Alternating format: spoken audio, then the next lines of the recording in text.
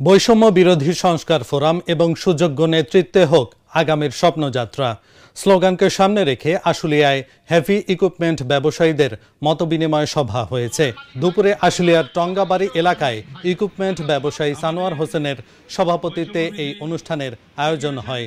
অনুষ্ঠানে heavy equipment ব্যবসায়ীদের ব্যবসা সংক্রান্ত নানা রকম জটিলতা ও সমস্যা সমাধানের লক্ষ্য নিয়ে সবাইকে ঐক্যবদ্ধ থেকে কাজ করার আহ্বান জানানো হয়। অনুষ্ঠানে প্রধান অতিথির বক্তব্য রাখেন পাওয়ার ভিশন গ্রুপের ব্যবস্থাপনা পরিচালক মুজিবুর রহমান। অনুষ্ঠানে ব্যবসায় সংক্রান্ত নানা জটিলতা নিয়ে আলোচনার পাশাপাশি সাংগঠনিক দিক থেকে এগিয়ে যাবার প্রত্যয় ব্যক্ত করা হয়। এ সময় সাভার আশুলিয়ার সকল হেভি ইকুইপমেন্ট ব্যবসায়ীরা উপস্থিত ছিলেন। 2 বছর 3 বছর যাবত এখন বৈশা রয়েছে, মানে অবস্থা খুবই খারাপ। আমরা ব্যাংকে লোন দিতে পারছি না। তো আমরা চাই যে সরকার আমাদের এই সেক্টরটার দিকে একটু নজর দিক। এটা কিন্তু অনেক বড় একটা ব্যবসা।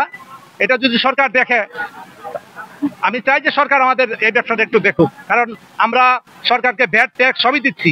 আমরা যদি ইকুইপমেন্ট না চালাতে পারি, আমরা সরকারের ভ্যাট ট্যাক্স কোত্থেকে দিব?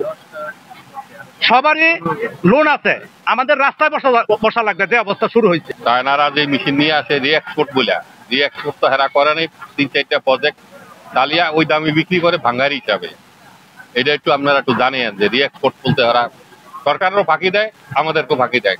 ট্যাক্স ফ্রি লয়, ওরা ট্যাক্স ফ্রি মানে রিএক্সপোর্ট লেখে, রিএক্সপোর্ট মানে নিয়ে যাবে, কিন্তু সেটা আর নেয়নি।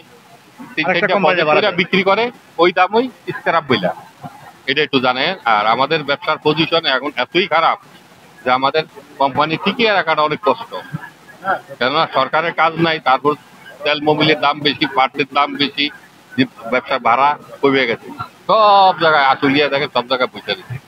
সরকার যদি আমাদের প্রতি কোনো সহানুভূতি না দেখায়, তাহলে আমরা এই লাইনে যারা আছে টেকনাফ থেকে তুলে 50 লক্ষ মালিক, ওয়ার্কার এবং ফ্যামিলি, এগুলি সব পথে বসে যাবে।